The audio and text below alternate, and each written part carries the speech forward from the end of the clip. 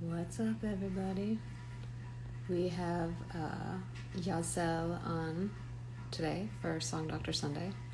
Welcome to Song Doctor Sunday. And Jahzel is somebody I know from Miami. I spent quite a bit of time in Miami. I went to high school there at New World School of the Arts. And, sorry, I'm trying to find like new situations for this phone. Trying not to hold it the whole time. I might end up having to hold this the whole time. Okay, that's fine. So yeah, Marissa, who I have worked with a lot on different projects, she's a choreographer in Miami with Alma Dance Theater. And I have worked with her on many projects composing for her ballets.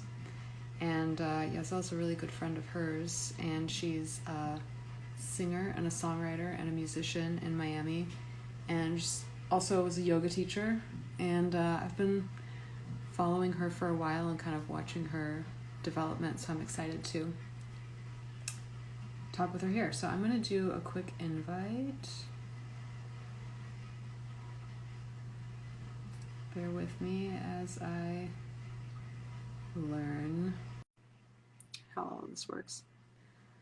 But yeah, I'm hesitant to say too much about what I want to ask her before she's on, because I kind of want to be a surprise. But I'm here in my home studio, and what's up, Yaz? And I'm prepping for the album and my Princeton move and thinking about how I want to live. I think I'm going to do like a... Yaz, go ahead and request join whenever you're ready. I think I'm going to try to rent a house and do like a home studio, live-in home studio situation for my time there. So that's what I'm looking into real estate wise, or like setup wise. So that's what's on my mind right now. Making a ton of tracks. And yeah, as if you're having an issue with the request join, sometimes people have to restart, like upgrade their... it says you're unable to join. It might be that you have to upgrade your Instagram. There you are.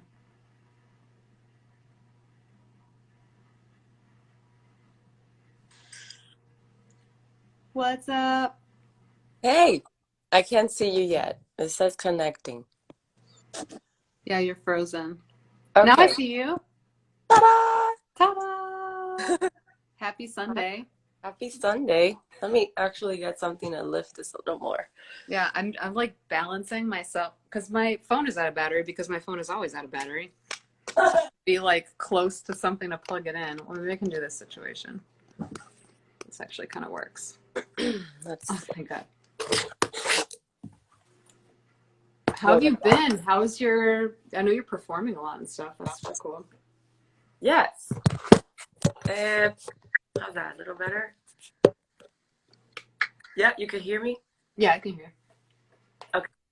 Good. It's been good. I've been performing. Now things are popping up again in Miami. Yeah. And what's behind your head? What are all these? Okay, I see Rebel and Venus poster. Represent. Of course. What else you got there? Walk me through it. Fania like the main Latin record label. Mm-hmm. And this is from the Grammys. And this is my very first poster, like from my very first show in Miami in 2010.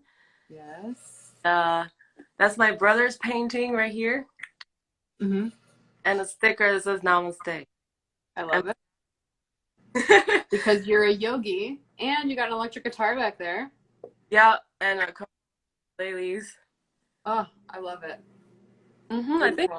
Oh, and some CDs, because I was nostalgic during quarantine, so I got myself a CD player. A CD player. Oh my God, that's like from the before times. I know. You just like walk around with your Discman and you're like, okay.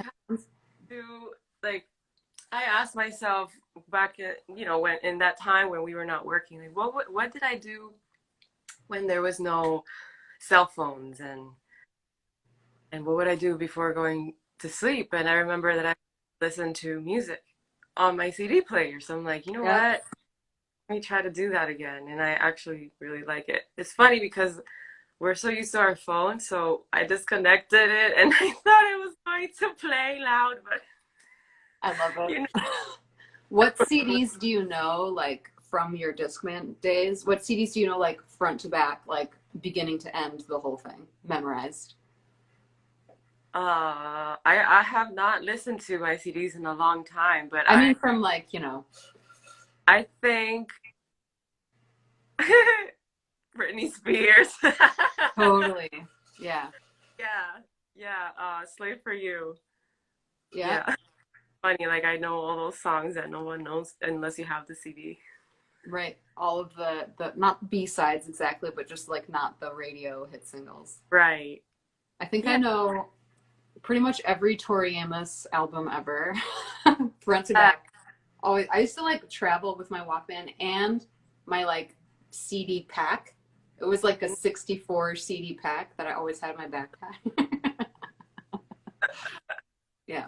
And that's how you would judge people. Like if you were on a date and you were in someone's car and they had their CD pack in their car, you'd look oh, through the CDs and see if they were worth, yeah. you know what I mean? Like, let me judge you real quick. See With if this is going to work out. um, I I actually don't know that much. I mean, I've been following you, like kind of watching your presence, and I know about you from Marissa, yeah. but we actually haven't spent that much time together. I know. This is why this is gonna be fun. I know. And I was thinking if you're open to it, like I know you are a very gifted musician and also a yogi and a deep thinker and a soulful person. And I know that your father recently passed away, and that's been something that you've been working through and Hmm. mourning, but also kind of like coming to grips with through your music and through your life. And I Yeah. thought if you're open to it, it would be really interesting to talk about how much influence our fathers have on our musical taste Oh, and for our path. Because I too, like, I was just thinking when I was in the kitchen before I got on this, I was like, my musical taste is basically my dad's record collection and my hey, father's influence. Like, that's all I am. that's so crazy. Yeah, I can relate 100% with that. I my dad. Okay, like before I was born, my dad would put the headphones around my mom's belly and play Depeche Mode. Yeah. And he says that, well, he said back in the day that that when I when I heard it, maybe when I was 2 or 3 years old, and I heard the music, my reaction was kind of like, I've heard this before, and I would just start like dancing to it. What? Pretty crazy. But my earliest memories are with music, like mainly because of my dad. My dad was a self-taught musician, but he just had a huge taste of for music, and there was always music playing around, like from Prince to Bobby Brown to Paul Abdul to Kenny G. You know, it was like everything. Um, he gave me my first CD, which was Michael Jackson. Which album? Remember, I think that's the name of it, right? The one with that "You Really Must Oh, Die." yeah, yeah, yeah. That one. I forgot. Is it called Remember? There's I forgot. Off the Wall. No, that's not the one you're talking about. There's Dangerous. I don't think that's the one you're talking about. Dangerous. Oh, That's the one. Dangerous? Okay. Love it. And my first cassette was Prince, Purple Rain. Yes. Excellent. Even have Milli Vanilli, you know, like all these, yeah, huge influence, music wise, for sure. Well, in every way, of course, right? But Is yeah, your dad, was he from the Dominican Republic or he's from Miami? he was an alien, to be honest. Like his Yeah. body was born in Dominican Republic, but he's like not from here I at believe all. you. I've seen some video clips. I can 100% jump on board with that. Yeah. That makes sense. Yeah, Dominican background and also Spanish and Nepalese and even Taino, which is the native Dominican, like the indigenous native Dominican. Yeah. Well, of the Caribbean, let me say, not just Dominican, like Puerto Rico, Cuba, all of that. Have you been to the Dominican Republic? Yeah, I went. So I was born in New Jersey, and I went when I was 5, and I moved there till I was 10, and then moved here to Miami, and I've been back a couple of times ever since. Do you feel a strong pull to New Jersey? No. No, Why was your dad in New Jersey? Just that's like where his I family went. well mainly they were in New York, and I guess they wanted to get out of the city, so they moved to New Jersey and had me and my brother. But they would travel a lot to New York. So I think it was just more of a convenience thing. So were your parents bohemians? Pretty hippie. Like when they got married, it was like they got married in jeans. You know what I'm saying? They wore their jeans. They went and they had my aunt as a witness, and that was it. And they were married for 40 years. It's crazy. Wow. So for sure, they were hippies. My mom would tag along for sure. Wow. Was your dad ever like in live bands or did he just kind of like play at home and like just love music and go to concerts and stuff? He just played at home, which, now that I'm a musician, it kind of like pisses me off that he didn't play with me before.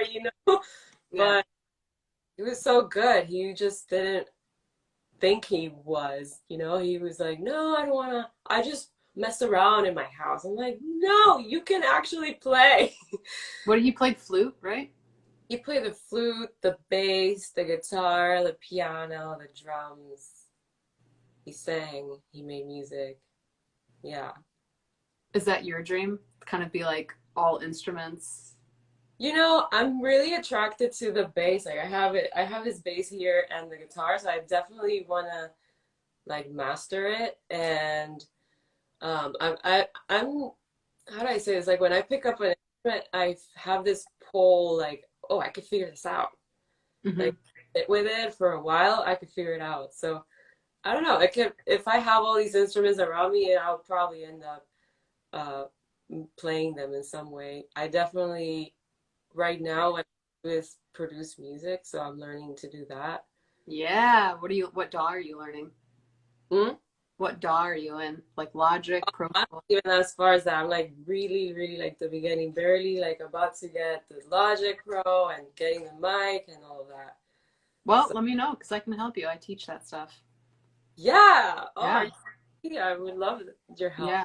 I've been doing these group courses over quarantine, which are like, I kind of separated them into two. So I separated them into a 12-week songwriters camp where I like really teach the ins and outs of songwriting because I find most people who bring songs to production studios, like the songs aren't really there. And Right. I always say you can't orchestrate or produce your way out of something you wrote yourself into, like a problem you kind of song wrote yourself into. So that's the Okay. first section. And then we do like an EP boot camp where people learn how to produce their own songs and arrange and orchestrate and mix and everything. So that's been like my, up until now, my quarantine journey is this like kind of online music school thing. But Awesome. then moving into producing for other artists and making my own albums. So that's kind of what my journey has been. It's just been I don't know if you feel this way, but like coming out in spring, like the spring after like the COVID winter is like such a special spring. I don't think I've had this much like Hmm. excitement for this season. But I didn't even think about it like that. Like putting two and two together actually makes sense. It is spring. Things are blooming. it's true. Yeah. What's your vision for your, do you feel like as a musician that you're like, okay, next big moves are coming? Like I have Um, huge plans. um, I'm gonna be honest, like last year whooped my ass and I learned to be present. I did have a lot of expectations and things that were on the way to happen, big things, contracts and all this stuff and it kind of like, you know, and it made me, which was good in a way, it shook me to realize what's important, like reprioritize things. And so now I'm acting more from a grounded, present place.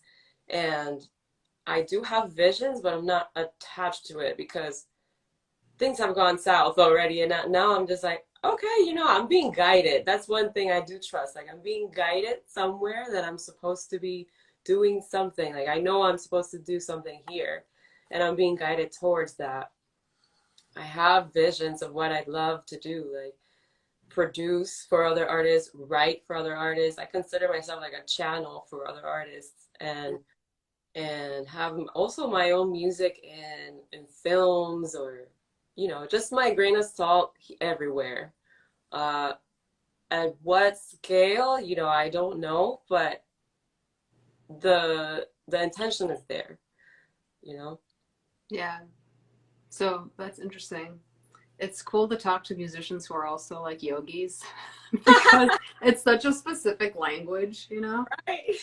And it's What nice to, did I say? Let me turn on the air. I'm hot. Hold on. yeah, yeah, go ahead.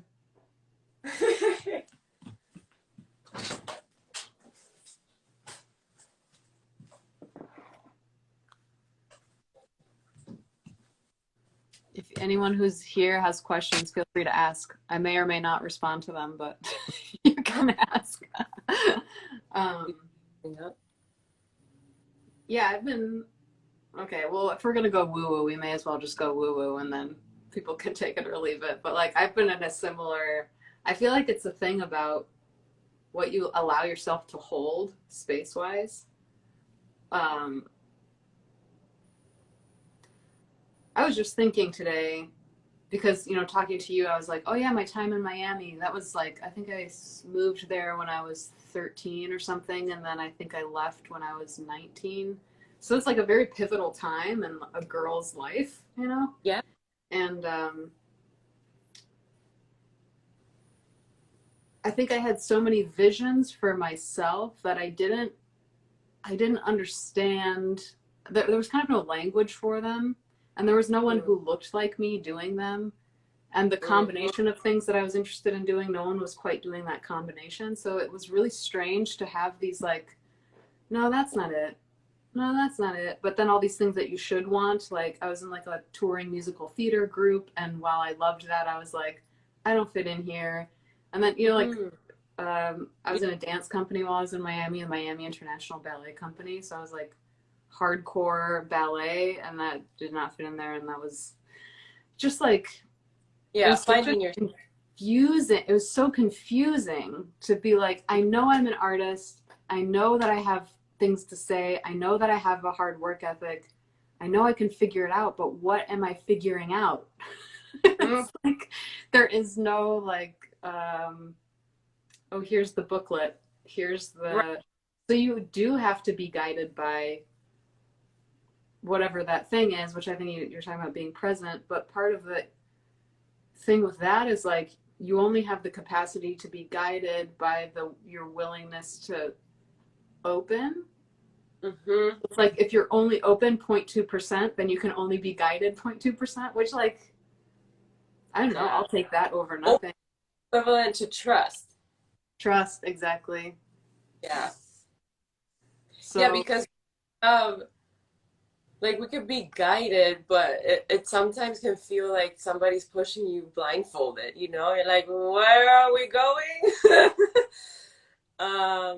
So I like to say that we are co-creators, 'cause we can create a vision, and we can have ideas that feel like, oh, okay, that's what I want to do. But then like that's one part. And the rest of it is like life, all the people that come across, like you. I know. I've actually been struggling with that coming out of quarantine. I mean, we're still very quarantined in Chicago, but like, I think people are starting to feel like, oh, there's an end. Like, oh, I can start to plan for the future or whatever. Um, I'm very good at isolating. And actually, what's interesting is I was on tour when COVID hit. I was actually at Marissa's place because we were going to work on a project, but then like kind of everything just started falling apart once I got there. I remember you were Yeah. you were in town. I didn't Yeah. remember. So I was literally like homeless, and poor Marissa, she's got like a one-bedroom apartment, and her and her husband were there, and I was just like on the couch, like No. proposed. I was like, yeah, I think I should probably go.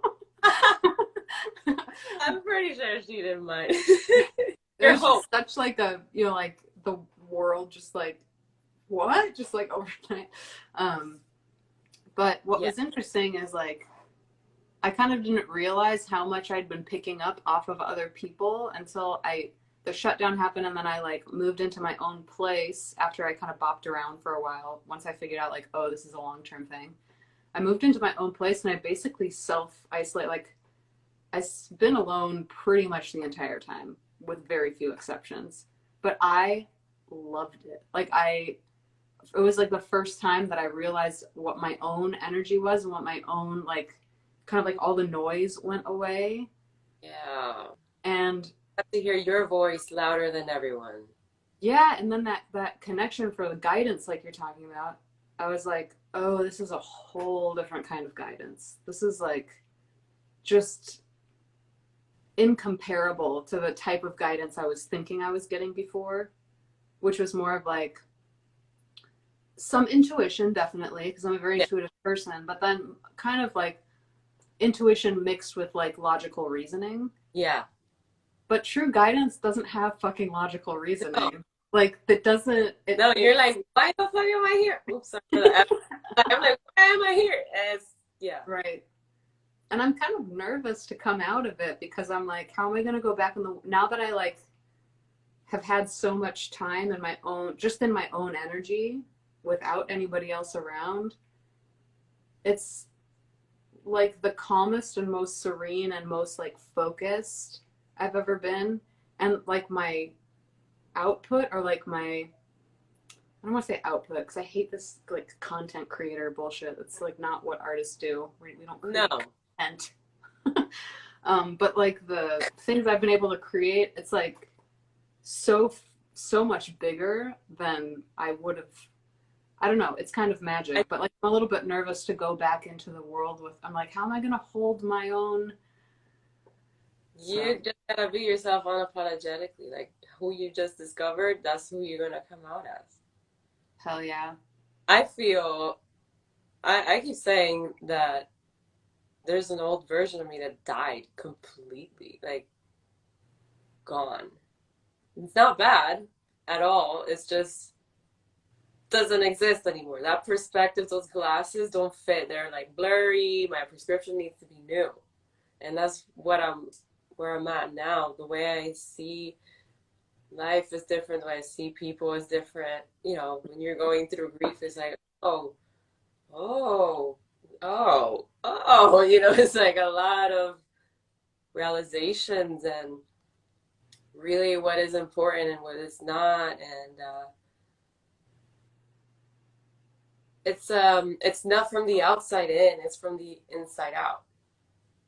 You know, so what you've been honing, that this energy that you've been creating, this whole new persona or version of Hope, version of Jahzel, it's from here to the world. Not like, oh, how's the world going to take this? The ones who will benefit from it will stick around, and the ones who it doesn't serve will pass. And maybe they'll come around when this serves them later, you know, because it's like every single one of us is in a journey and on a different pace. So what's the new Jahzel? The new Jahzel is being herself, and it's like there's a Jahzel A and a Jahzel B, and then like the Jahzel A is the one acting from a pure place, and then Jahzel B is like, no, but they already released a song and you haven't. Shut up. You know, it's like I gotta stay calm, stay present, and not forget the little things that keep everything else moving, Like what? like friends and family. Those things are important. Like speaking when I have to, and not think, oh, what if this person thinks this, this, and that, but more like you know, if I need to share something that is coming to me, I'll say it, and you know, like something kind, like a message or something. And before I would probably hold back. Little Right. things like it's important to take care of myself and take time for myself because that's once I elevate to a certain frequency, then all of that is gonna match me as well. That's what I mean by the little things that are not so little, but it's kind of like the foundation. Yeah, I feel like for me, little things are more, it's like integrity building. So it's Mm-hmm. like self trust building, but it's also, I don't know if you experience this, but like part of yourself is watching yourself to see if you will really show up. And when you do, in like these little ways, it's almost like, okay, you're solid. Like, we'll do the Yeah, big stuff now. and Like, go. we, yeah. And Yeah, it's always, I don't know how that works, but it's whatever that is, it's super true. It's like, I'm trying to think of tiny example, like tipping well first. I like kind of no one will know really. I mean, the waiter will know and you will know, but mostly most people won't know. But like little things that you do that you're like, I'm going to make a point to be generous and give beyond what is like my comfortable ability to give or like my comfortable norm. And then there's something that like all of a sudden then you see yourself as someone who has more or some, I don't know what it is. It's very no, strange. But like actually, then it becomes true. I did that recently, specifically with tipping, like on Uber Eats or something. I was like, I'm gonna tip more because I'm gonna get more, and Yeah. I need to be provided so that I can give. So I'm gonna be provided so I can keep giving. And that's something I tell myself. Sometimes it doesn't work. Sometimes I'm like, I'm broke and do I want to? But it's a mindset.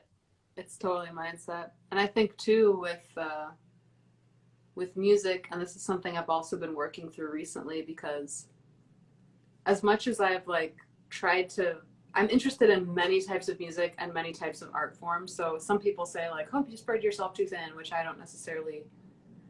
I think that that's like compared to what? Like you want me to like find a niche and then like why do you want me to find a niche for what purpose? Like capitalism? Like I don't know what you're, you know what I mean? So like spread myself too thin, it depends on the goal.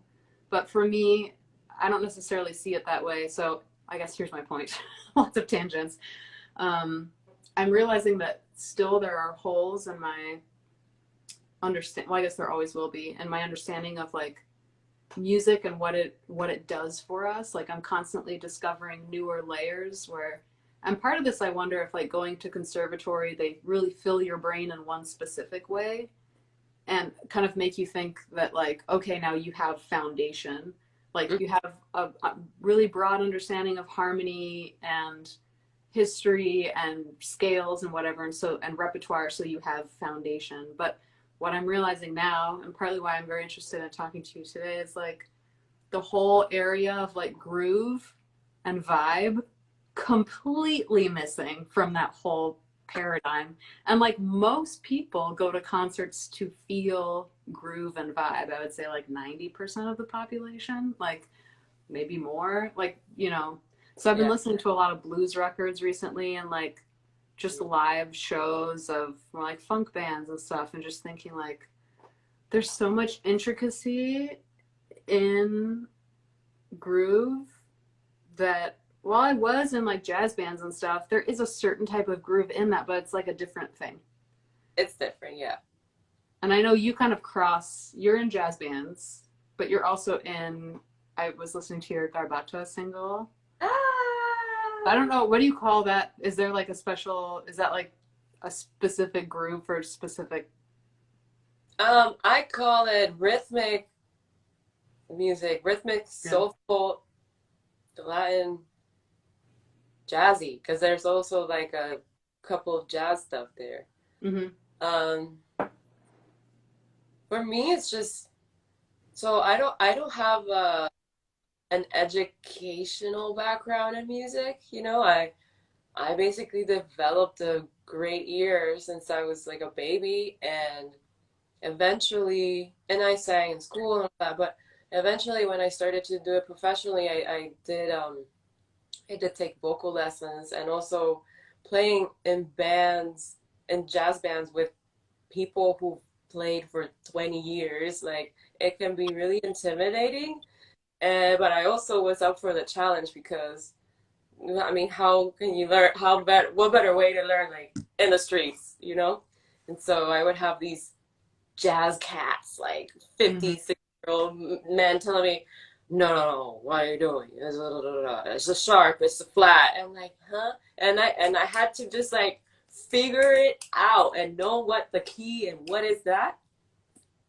But for me, it was more like music was more about a feeling forever. It's always been that for me. And Mm-hmm. I think that would be the common thread in jazz, funk, groove, blues, very much soul. Like it's very much from your soul. The theory, the music, and everything that we learned that is like how you said the foundation. It's needed. You know, it's the language that you gotta speak with other musicians. But when you're providing music to the common people, they might not even realize what you're doing, but we now that we have this background, we can intentionally do those things, right? We To can. me, I think it's flipped. I think we have an inverse foundation because to me, foundation means you can take that piece out and the structure still stands. Which But to me, I guess maybe it's about purpose. But to me, if you take out soul out of music, the foundation crumbles. Therefore, oh, that should be the foundation. agreed. You Yeah. yeah, agreed. Yes. Yeah, yeah. What is music without feeling? It's just sound, Right. which also serves a purpose. Okay, unpopular opinion, but I know Taylor made her new record, which I think is a great business move to like so she can have her masters to re-record. So The magic is not there though. I don't know if you've heard I have the new. heard all of them, Go but ahead. I heard oh, I forgot the name of it. We were both na, na, na, Love na. Story. Yes. Yeah. So she, for those of you who don't know, Taylor re-recorded that whole album that she made. I think when she was like 19 or something, super young, so that she could have control over her masters because some I think it's like Scooter, whatever is Scooter Brawning or whatever his name is, totally screwed over and Yeah. it's not good. So smart business move, but it was interesting listening back because I was like, okay, all the parts are the same. It's just new musicians playing and her singing now that she's much older in a different place. But because she's in a different place, she can't access those same emotions. Like a 19-year-old singing Love Story is not the same thing as a 30-year-old singing Love Story. And you But can't there were still feelings there, I think. feelings, but it's like a different, you're like, oh, the vibe is kind of gone or something. It's kind of like when you go to um, I don't know, like a place that you've kind of outgrown, like your favorite restaurant when you were 17 or something, you go back as like a 29-year-old, you're like, Yeah, they made it bigger and they painted and they amped it up. And you're or like, even you've changed and you're like, what used to feel a certain way doesn't feel a certain way anymore, yeah. which is fascinating to me because that is kind of the, like, if the foundation of music is feeling and soul, then how do you train feeling and soul? Because it's not scales. Was I that? mean, sure, go do your scales, but like feeling and soul is a different training. I think I think it depends. So how you and I were saying about self, like how we were learning about ourselves, taking care of our mind, and all of that. I think that is one way to access it. I mean, I'm thinking about as when I was little. Obviously, I was not aware of these things, but I had like strong feelings about stuff, and I guess I couldn't talk about it, and so I would listen to music or write, and I was like, oh, there it is. Mm-hmm. Um, so I would think that it would take for the person to really look at themselves or access that part of themselves and allow themselves to feel deeply.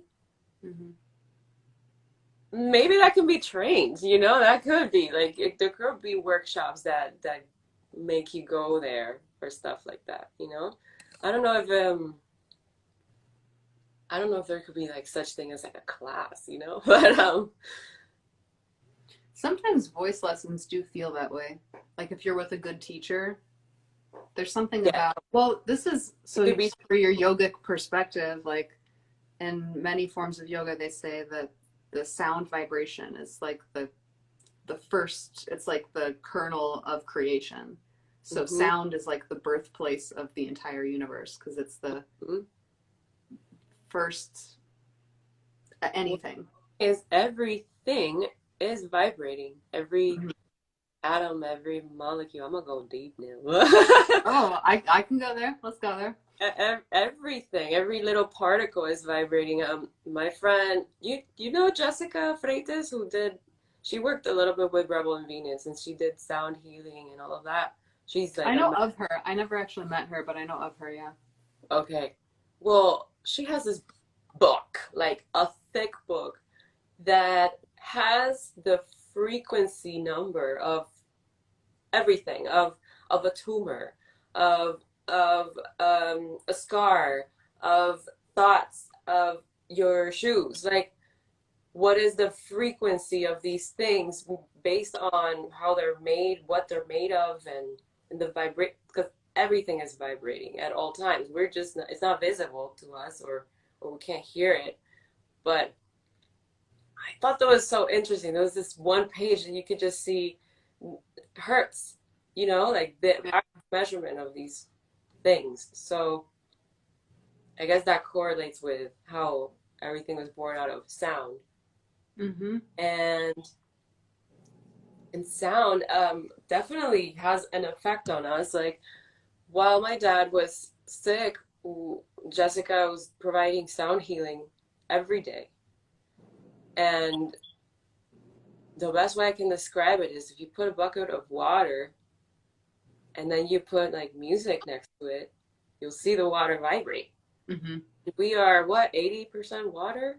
Mm-hmm. So how are we not going to vibrate with sound? So she would tackle specific areas and know what frequency to sing at to nail the specific spot. You know, she's like a pro. But that's like one perspective of sound being uh, like affecting us without us even knowing. So as a singer, how do you think about that? That like kind of your sound is your currency, or like your voice is your So that's stamp. something too that changed for me because I used, you know, I've been singing forever, but when sometimes I'll be at a performance at a gig or something, and as I'm singing, there's so many other things going on in my head, like I'm scanning the room. Oh, this person doesn't like it. Oh, this person is dancing. Oh, the manager likes it. Oh, this. Da, da, da. Oh, look how everybody's vibing. Oh, the band. Oh, we got it. Oh, I love this song. Oh, I like this part. Like all this is happening, and that's just what's happening here at an eye level, like at what we could perceive with our eyes. Eventually, honestly, it took my dad being sick for me to go to a gig and just sing for the sake of singing, like I need to sing, like I need to move energy, and singing from that place of nothing else but just singing is happening is completely different. I didn't realize it until people started to give me feedback of things they were feeling, which was probably like what I was feeling. So I realized that my energy while I'm singing is actually transmitting through that sound, and people do feel that, and people come back and like, what was that? I don't know what you just did. And now I do it intentionally because I'm like, okay, but I think it goes back into singing from a completely present place, like mind, body, and soul right there in that place, in that time, in that moment. And what I'm saying as I'm singing, like it means something. And maybe the song means something one day, but then another day I'm feeling something and it applies to that, you know? It's so, and you feel that. Also, if you notice, like even when people are dancing or acting or painting, in that moment that they get in the zone, when they're lost, when you just like, ooh, look at that. That's basically what I mean. Like they are in that present place, all in, giving it all in that moment. And that is when others really, really, really feel it at another level, I think. So true.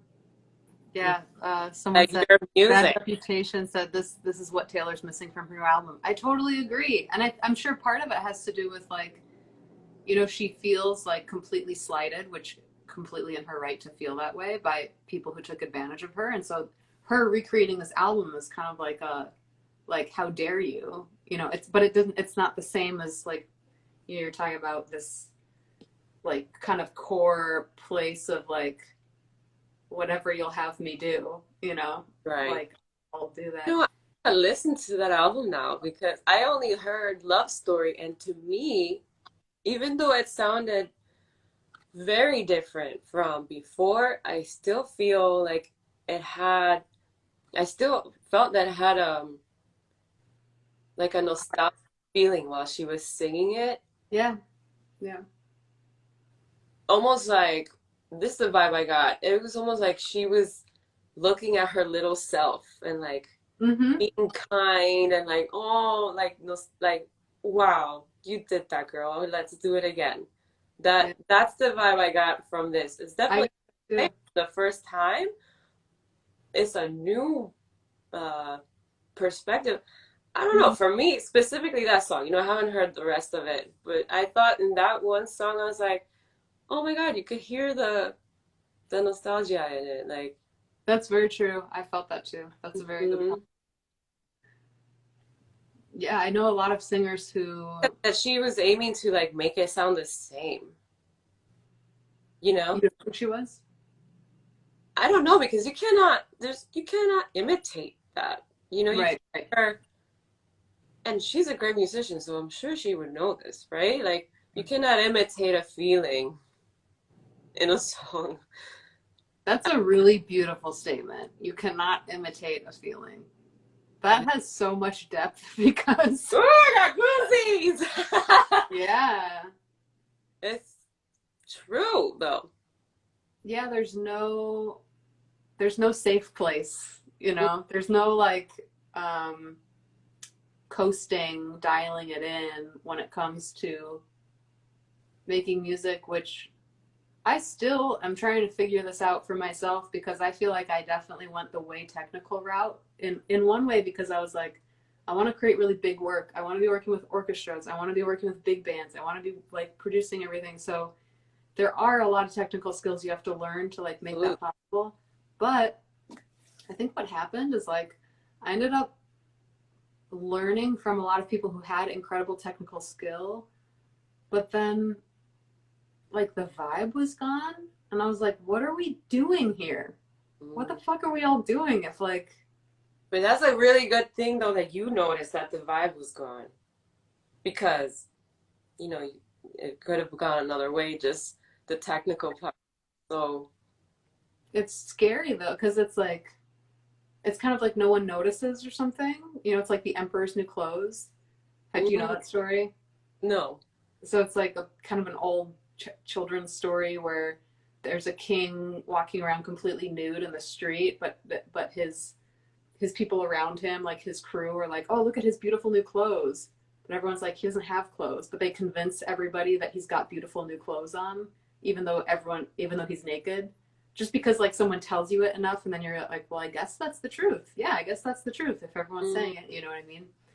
But I think music is one of those places, and maybe why it's so powerful that like, if it's not there, it's not there, and like you can kind of try to convince yourself otherwise, but like you kind right. of always know in your gut. But I have a specific example that kind of I think broke me out of that space. I think for a while I knew it, but I couldn't quite put my finger on what was happening. Mm-hmm.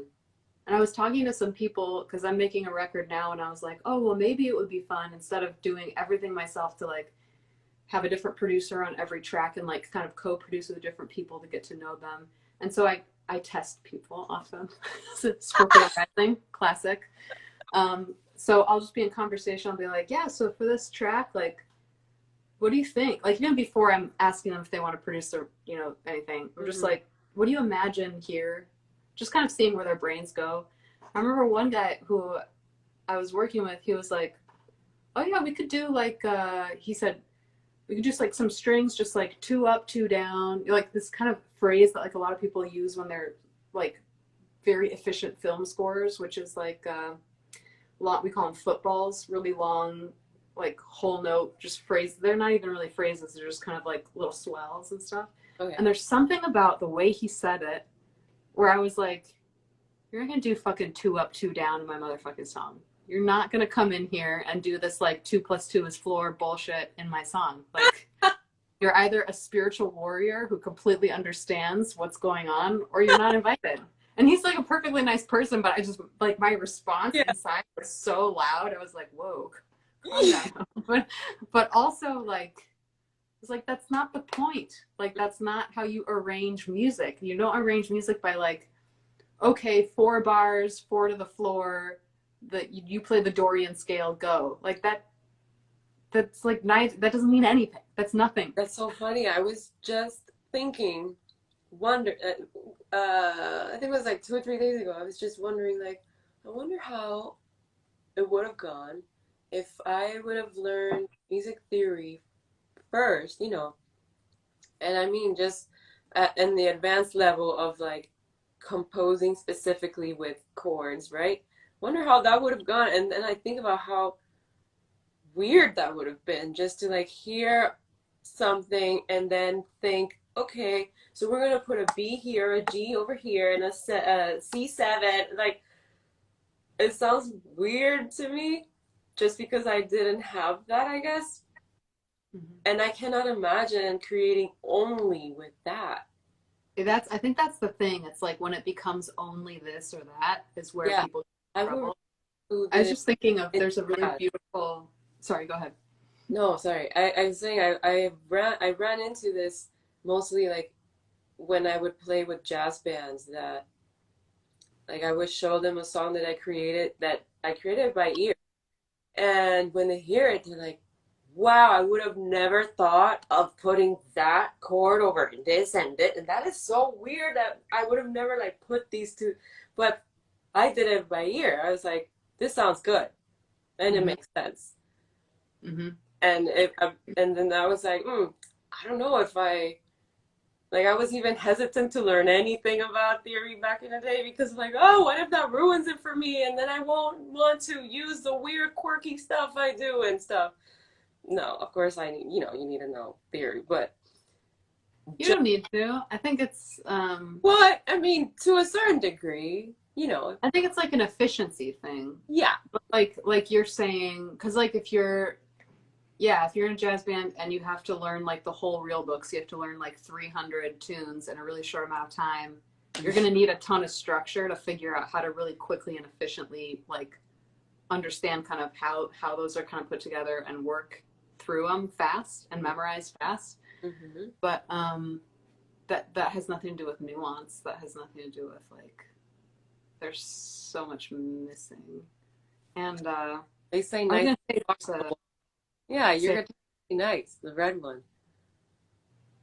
Oh yeah. Yeah. Nutura Vera Getche Chef Joe. I don't know who that is. We'll just call you Chef Joe. That's easier. There's a beautiful Buddhist saying.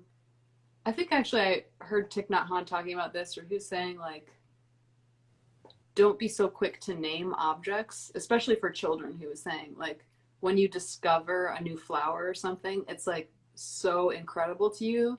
And then the minute someone tells you like, oh, that's a magnolia or whatever, you're kind of like, oh, so it's just the thing that we've already they kind of like stuck the flag in it and been like, and it almost gives you this feeling of like, oh, so it's not that interesting anymore. It's just like categorized, put it in the part of my brain. So I wonder if it's the same thing with That's probably why I want to know, what is your niche? Are you this? Are you this? Are you this? You know, so that they can just like, oh, she does classical. Oh, Right. oh okay. You know, it's like, no, there's so much more to. Do you find it difficult to brand yourself? I used to because I thought I had to be a thing, like a Hmm. specific, be this, be that, focus on this, focus on that. Uh, but then eventually I realized that my brand is just me being myself. So the pressure is slightly off, you know? Yeah. Um, but before, yeah, for sure. I thought I had to have a specific sound, and I do, but it's me. That's the What do sound. you say when people are like, "Oh, what kind of music do you make?" I mention all of that. I say rhythmic, blues, soulful, jazzy, Spanish stuff. And they're like, Hmm. okay, you know. But it's not all rhythmic, but the stuff that's out there is rhythmic. But the stuff I've been working on, like some of it is more, it's slower, Slow jams, slow jams, sexy songs. sexy songs. What are you writing about right now? What are like the, oh, that's my dad calling. Speaking ads. You know, Aww, we were talking about dads. you can hear. What are you working What on was your now, question? subject wise? Okay, I've been writing just for the sake of writing, and then eventually some of them have become more of a song. And so, oh, girl. So, th let's see. I've been writing about pain, but in a very artistic way. I don't like to be direct and obvious. You know, I like to write in a way that it can be taken in so many other ways, right? Like it can be applied to so many other. Uh, but I'm definitely writing my true feelings in a really creative way. As I have songs about me, like being myself, and like I like to be myself, whatever. I have another one that's about how pain feels, but it's in a major scale, so you're not really soppy and sad when you're listening to it. Um, what else? I have some You know who I think does that really well? fantastic Is songs. Ella Fitzgerald. Huh? Ella Fitzgerald sings like the saddest songs, but so sweetly and so like floaty that you almost don't even realize. It's like the sweetest way for something really deep to be able to settle in. Mm-hmm. She's just, I feel like she's a master of that. Her and Billie Holiday. Billie Holiday, very different. To me, Billie Holiday is just like straight to the like, But it's like an there incision. there are songs. So Billie Holiday was like my first love when it came to jazz. That's how I got into jazz, because of her and everything I listened. And back then I wouldn't really like pay attention too much to lyrics. And also,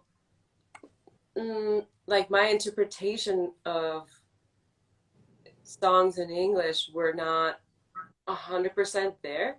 So like I love that song I'll Be Seeing You, but I really love the song Strange Fruit. Now, I didn't know yet what it was about, but I was just like, wow, this, oh, it's so, oh my, Haunting. Yeah. it's intense. And when I read the lyrics that one time, I was like, oh my God, I hope I have not been singing this out loud in the bus, you know, like, because it's, you know, a huge statement song. And she has other ones that, there's one song that I used to love, and it sounds like such a romantic ballad. And then when you really listen to it, it says, like, oh, and my man beats me too. I was like, bitch, what? We're talking about the man beating her and that she likes it. So Complex. I like writing and have it be unexpected what lands for them. Like I want that effect for like when I write, you know? Oh, They always say too, the specific is the universal. So like if you write something that's really specific to your experience, all of a sudden that becomes universal. It's like this weird inverted flip that happens. But yeah, if you're trying to write universal, then everyone's just like, what is this bland piece of a oatmeal? 100%. You're That's trying. what, again, sticking to you is what's gonna make it's what's going to attract like the authenticity. Like you being authentic, people will feel that. And I would write my feelings, and some of the songs you hear is like, oh, she's talking about how she's about to leave this relationship. Like what the heck? But the song sounds like badass, like oh, boom, Mhm. boom, boom. No, I'm like super sad and I cannot get out of bed. I actually was depressed, but the song is different. But the message is there. Giselle, didn't you perform at Wynwood Yard a while back? I did. Yes. Sure. I, She's famous. You do have a shit ton of Instagram followers though. Was that just like built from the ground up over a long period of time, or was there something you did like a surge? Will Smith started to follow me. That's really what happened. Ah, Yeah, and honestly, I went from like 3,000 followers to 15 and 15,000 in like a month or 50 or yeah, it was crazy. I was like, what the heck? Hmm. wow. So he like commented on something or Well, we know each other in person, and okay. he got Instagram. And when I found out he got Instagram, I didn't think he would like read my message, but I wrote to him on DM like, "Oh my God, you have Instagram now!" And then he just followed me back. I was like, "What?" And yeah, I think at that time he didn't have that many. He didn't follow that many people, so whoever followed him will follow the people he followed, Ah. and that's how it went. So, oh, Chef Joe bought me a drink while I was performing. Okay, Chef Joe, what did she sing? Yeah, Prove to us. what did Tell us her set list. yeah, because I played at Wynwood Yard a couple of times actually. Hmm. That's so cool. What's like your dream performance, or do you have in mind something that you're like, that's like, I want that to happen? I've been watching a bunch of Grammy performances recently from past years, just, I don't know, out of nowhere. Oh, And I, yeah, I have dreams. There are two specific visions I have. You know, something I'm like, yeah, it's not really gonna happen, but one of them is I would love to have a show in a museum and perform live, like an actual concert, but in a museum setting, and have dancers and have it be very much like art, you know? MoMA, you got to play at the MoMA. Yeah. They do that all the time. I think that's completely within your grasp. Yeah, I would love to do that. And another vision I have is this on a massive scale, like perform, you know, on a stadium. But the visuals that I have on like for the work, the art, it's mostly like visual art. Hmm. I have a lot of ideas of what I would love for like what the stage looks like. I would love dancers, but not like commercial dancers, you know, like a performance you would go see at a theater. Um, yeah, I want to really mix like my worlds because that was something else too. Back in the day when I would do the shows with Marissa, I would separate that. Like, oh, this is my live performance, acting, dancing, and then this is my singing for the people, and then this is yoga, Hmm. yoga teacher. It's like eventually, actually, even it was the quarantine that just made me see myself as a human being who does all these things. I'm not a singer. I'm a human being who is a singer, who's a dancer, who's an actor, who's a all of that. And my vision whenever I would perform live in a big concert, I want to bring all of that together. Like I even have this idea. Oh, I don't want to say it because I don't want nobody to steal it. But you know, I'm mixing meditation with my singing. You know, have like a meditation session with the public.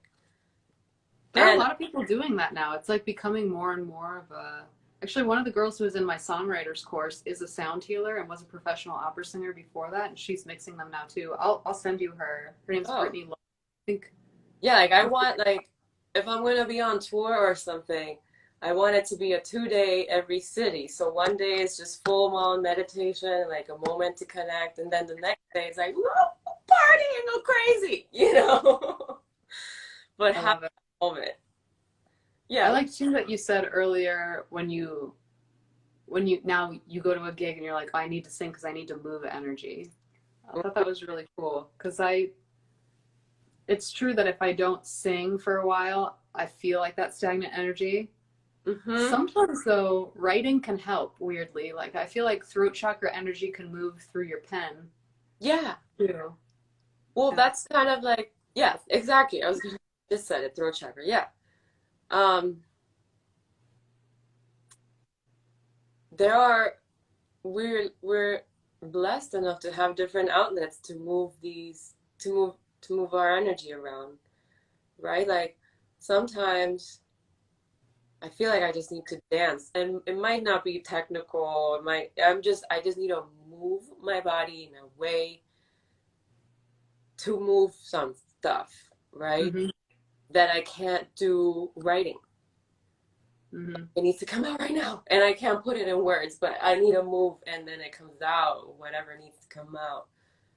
Sometimes, for example, with Marissa and I'm a dance theater, when we did Cask, that was my first role as an evil, malevolent, obsessive woman who was like extremely jealous that her partner cheated on her, and so she decides to kill her slowly and like watch her and torture her, right? And that role, there was a so I had a script to learn and everything, like 20 pages. There was this one part that it was just an angry scene, just saying, "How could you do this to me? How could you to us? You hurt me." Da, da, da. And at the very first time that I acted that out in rehearsal, oh my God, I had a breakdown. Like Marissa thought I was part of the act. I was like, no, no, no, I need a moment. You know, stuff came out that I didn't know I had. Like these were words that I was dying to tell someone who had hurt me, and I never said it because I don't know. Just back in that moment, I just couldn't say it, but they really hurt me. And when that came out a year later, I was like, wow. So that's one example of like that being an outlet for an emotion that I did not find in writing or in singing or dancing, you know. So I feel like there's so many outlets to move different energies. Hmm. I love that. That's like a beautiful place, I think, to kind of wrap, which is this idea of like vibration. So we talked about vibration and then movement. When you're creating music, you're kind of you're being an active participant in the kind of like the flow of current. Mm-hmm. But there is like a, For the energy that you're yeah, there's a weird combination too of like letting go because you can't manipulate like in that like holding state. yeah. But then there's also you can curate, Mm-hmm. but it's like you can kind of only work with things and curate if you've like kind of let your grasp go or something. Yeah. So you can kind of like move stuff, but you can't like hold things. Yeah. 100%. You described it so well. Yeah. I would add to that that that would kind of tie in with what I was saying earlier about being a co-creator. Like, all right, I have these visions, I have these goals, this is what I want to do. This is where I see stuff going. let's see where else life thinks I'm gonna go. You know, like also there's this other force that is moving things. That force that attracted you to call me to do this. That force that attracted my friend to call me to do a gig. That force that called made my friend call me, "Hey, how are you? Are you doing okay today?" Those things. I didn't control that. I had nothing to do with it, but I did. You know, in a way, I'm like here meditating or asking for something, and then the rest is you leave it to be worked. I love that. I'm gonna make a selfish request that you start doing guided meditations on your Instagram so that I can partake in this new. I think it's gonna be this. It's just like fire. Instagram. I have a weird relationship with Instagram. Like I want to do lives and speak, but sometimes I'm like, oh, people don't care, or do they? Or do Just I do it for me. Just be like, dear Hope, this is your. This is Yeah. my sign. Wait, we saw a long comment there.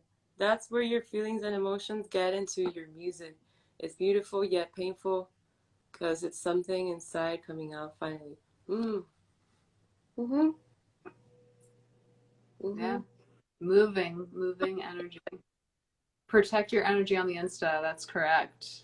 Bad reputation blends. Oh, yes. Yes. Mm-hmm. And there is something too about, and this is something I'm trying to figure out for myself, and maybe it's you always figure it out, but kind of like when you expand your capacities, you also have to expand your boundaries. Oh, So yeah. it's like this constant like recalibration. Constantly. Yeah.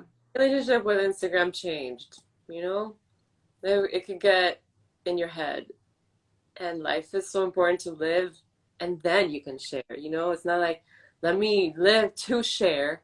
Let me live and then share. She said it.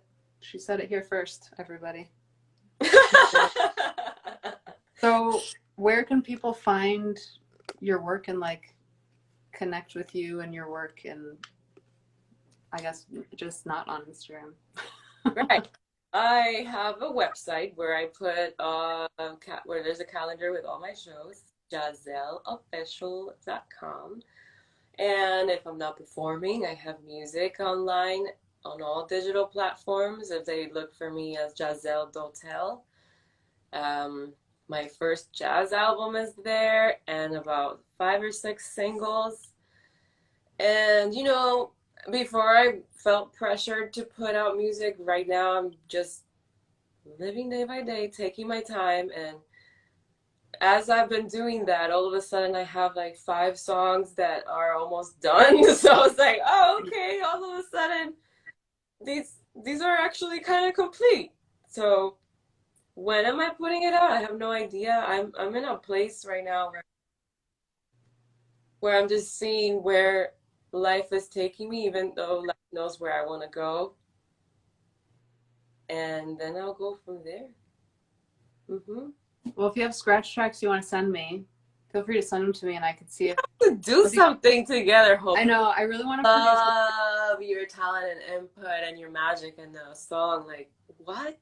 I don't know how that's never crossed my mind. I'm glad we're having this conversation. This would be so amazing. I just actually got hired by my first like big artist to do a produce like be producer on her track, and it kind of blew my mind because I was like, I never kind of thought of. I thought, well, I produce all my own work, and that's just something I do.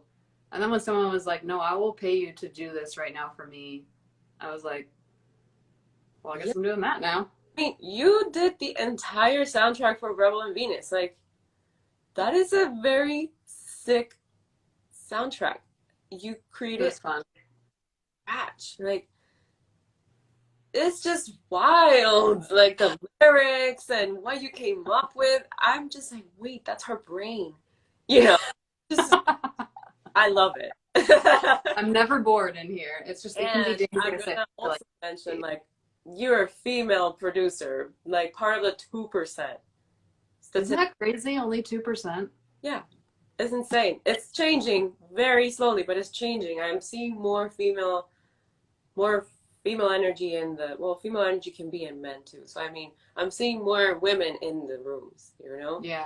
Yeah, it's true. And the beauty that happens, like when there are 4 or 5 women in a studio creating, oh my God, that is so different. It's so different.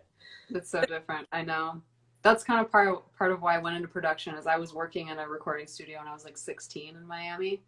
And I was just like, this feels not good. And I couldn't put my finger on it for a really long time. It took many, many, many years for me to be like, oh, because they're like patriarchal assholes. Not all that. But just like this weird fucking mentality around music creation. I was just like, I just do not agree with your ethos in any way. And you don't have enough confidence in the beginning to be like, I think you guys are doing it wrong. But like, Right. after going through like 3 different degrees and like 15 years of study and doing it myself, I can come back and be like, you guys are doing it wrong. I was right. I could have just like told you then, but I had to go through my own journey. We were on the right path. I was on the right path way before, I know. Oh my.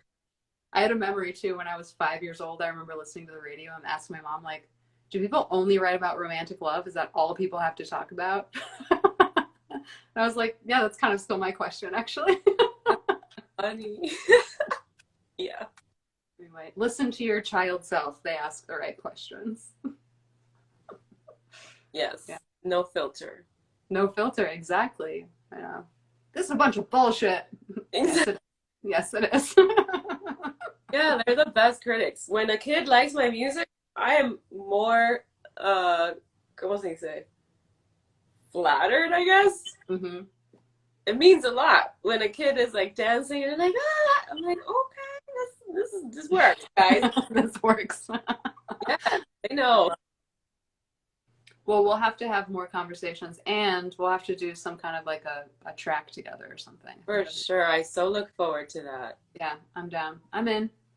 So cool. Well, thank you for chatting. Thank you everyone for being here and for participating. Yeah. And yeah. Thank you so much for having me. And you know, I don't usually speak my mind on Instagram, so I'm happy for this opportunity that you gave me. Yay. This is my favorite thing about this space. So I just like call people I like and let's just talk. Yeah. Yeah. Beautiful. Thank you so much. And I'm looking forward to watching you and observing how you grow and shift and how we make something together too. Yes. I look forward to that. Thank you so much. Yeah. Have a lovely day. Bye. Bye, guys.